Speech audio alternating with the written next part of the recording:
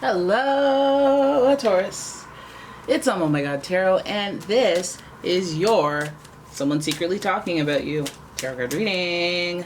Let's have a look-see at who in the hay is talking about you, and then we'll get into a tarot spread, and you know how this goes. If you'd like your own personal reading, check out the description. There's a link to my website. Oh, and sorry, my cat, distraction. Okay, so yeah, and let's just dive in. Why not? Because we ain't getting no younger. Might as well do it. First card, Taurus, is Virgo, your fellow Earth sign, and the energy around you is dutiful, hesitant, and humble, with a discriminating, diligent, and painstaking air. I got some darkness on my finger. I don't even know where that came from. All right. Virgo energy, you have that earthy energy, so you meet each other in the middle when it comes to being practical and pursuing goals. But I think you're a little more organized and have a little bit more willpower than a Virgo. But this person seems to be exuding some of that Virgo energy, and that's where the commonplace is gonna happen. Okay, this person is usually helpful when they're trying to get you in their midst. So if this person's talking about you, it may be on some "let me help you." Oh, one time I helped them. One time this happened as a criticism because I'm a perfectionist type Virgo. You know, it's about talking about you. All right. So then your next card is the Moon, and this is your unconscious, sensitive inner emotions and responses.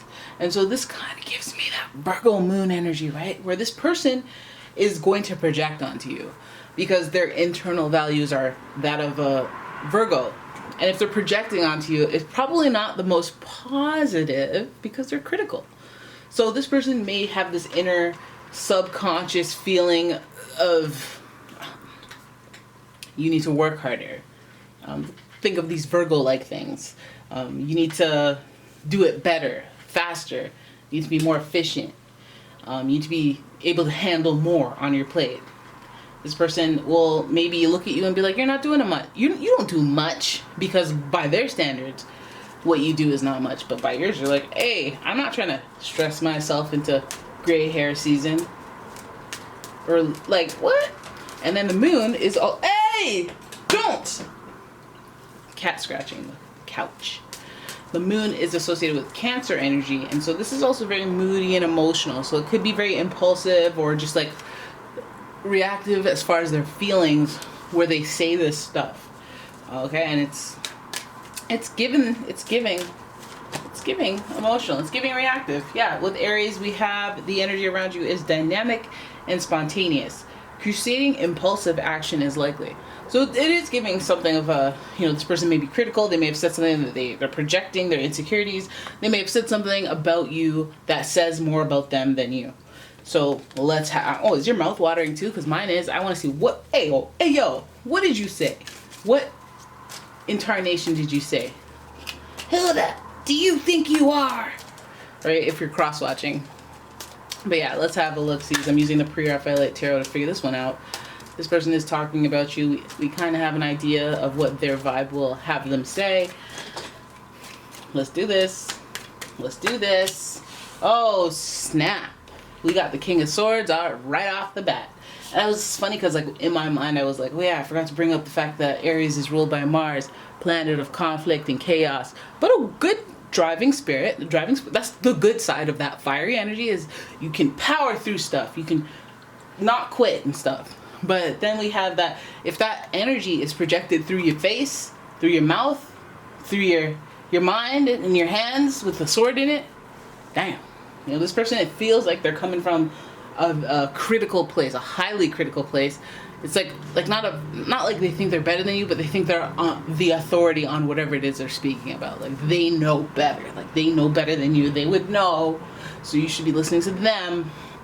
And they will reprimand you if they are able to. And they will tell people that, no. You haven't passed my test. So you can't do your thing. All right? That's that airy king energy, making executive decisions. But they're not always petty. It might always be just tough decisions. So this person might be hypercritical about you, but at the same time, they might be doing it for the best. Maybe they're, again, projecting their own insecurities when you're capable of more, especially when this is happening in the workplace. So let's keep going before we jump to all them conclusions. We got the Queen of Swords in reverse. Look at that. Then we've got the Seven of Cups, choices, options. The Queen is showing independence here, but she's in reverse, so let's get into that. But then we have the Seven of Cups with your choices, your options, and just kind of pondering those. We have the Knight of Swords, lots of swords in this reading. So it's giving me like, you have an intellect, you have somebody who's a critical thinker, who, they know what they're saying can do. They know the power of their words. They know the power of communication. And they're an intellect. So they say things and they don't say things on purpose. But again, with this spontaneous Aries energy, they may have been overcome with emotion and said something that wasn't necessarily the most constructive. So all this Swords energy, you could be dealing with an Gemini, Libra, Aquarius, okay? Then, and finally we have the Three of Cups in reverse. So we see you reversed, cards, and we know why you're reversed. We get it, because emotions run high. Just a reminder, you could be dealing with a Virgo, Cancer, or an Aries, in addition to the air signs that are Gemini, Libra, and Aquarius, okay? So think, with that type of energy in mind, let's keep going. So as a whole, we look at this, I don't want to say tumultuous, but it's a little bit chaotic, it's a little bit challenging, it's a little bit about what is being communicated in the way, what manner it's being communicated. This person is talking about you from a place of them being up here and you being down here. Whoops, there. You being here. You being here, they're up here. That's what they're, whether they are or not, whether this is a boss, it could be a boss, some sort of leader in your life, some sort of authority. It could be father, it could be somebody who's calling the shots. And in this situation, it looks like they may be calling the shots, pulling rank on you. That's fine. That's really not the focus, but that's the face of the person, is somebody who's upper tier. All right. Then we have the Queen of Swords, and so if you're the Queen of Swords in this equation, then it feels like you're not equally yoked and leveled at in a complementary way as like the King and Queen of Swords of the same suit would be. So she is, what is she? She's independent, but maybe this is, I'm forced to be independent because of your critical nature. I can't necessarily communicate with you all the stuff that I want to because you're so, and you know what? I'll just do it myself. I'll just do this myself type energy. And this I'll just do this myself energy that is evoked out of you because of this person, because they might be a little difficult, because they might be a little bit just, I don't want to deal with their, harshness or their bluntness or their lack of tact when they converse, when they talk to me, when they talk about me. So I just do my own thing. I'm independent, but that's like not what I'm trying to be. So I feel like that might be you in the situation. It could also be like a parental situation where the father is very like authoritative and talking about you, and then the mother is talking from her place of authority, but she doesn't have authority. It could mean something like, it's somebody that doesn't have the place to be saying what they're saying. Or, it could be that pairing where they disagree because this person's thinking one way and this person's the opposite. So all of it comes down to the fact that they're talking about a decision that you have made. You've made it already. And you had a bunch of options in front of you. And also only you individually will know what those options were, but there was definitely an emotional connection to these decisions or to these options. So it was like, okay, you want to move back home after college? Yeah. Well, parents would love that. But then you met somebody and then you moved halfway across the world. And it could be like that. And then where you are at, they're discussing, but they're talking about it stemming from the moving, the decision that was made, the choices that were put in front of you, and what you chose. This is interesting because it is the Knight of Swords, and the Knight of Swords is usually very rude, hostile, impulsive when it comes to their words, but those words are not kind. And with their actions as well, they're usually, what would you say about me? Would you say about me? Whoosh. And it's like, what? He said good morning.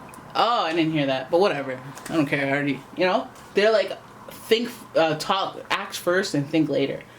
And the Knight of Swords is just giving a lot of that whole hierarchy, familyarchy. I don't know.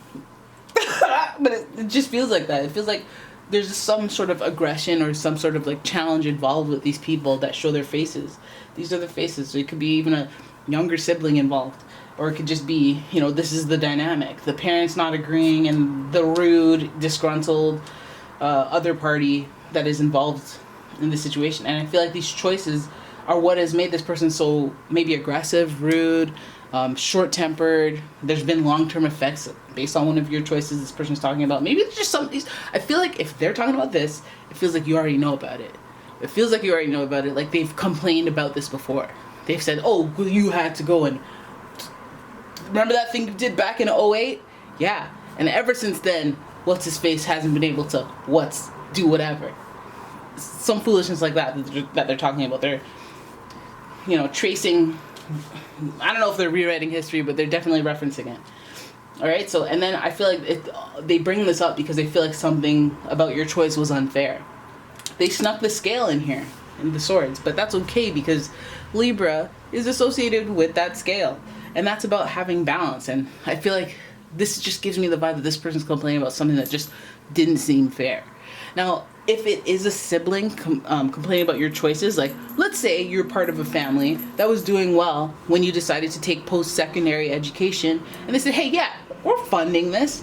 Yeah, you can go to Harvard or whatever the heck, you know, even though they would probably fund, like there'd probably be grants for that. But like whatever it is, they're like, yeah, sure, what's money? What's money? But then the other sibling comes around and there's no money, and they're like, oh, damn, laid off and all that stuff. And so this person might have some resentment, you know, and feel angry because they don't feel like it's fair. They don't feel like they got the same amount of energy, they got the same amount of resources.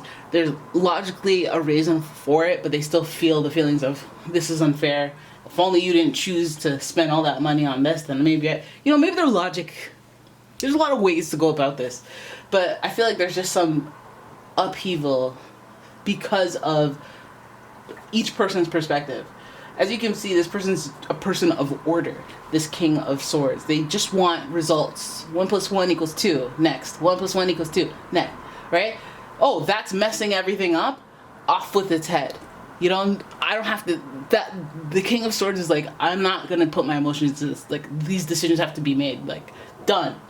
Right? And then the Queen of Swords is the one that has a little bit of compassion, but she's like, you know what? I don't want to have all these problems. I do it myself. I'll just keep to myself and know what's going on with me and what's up. I'll manage my own self.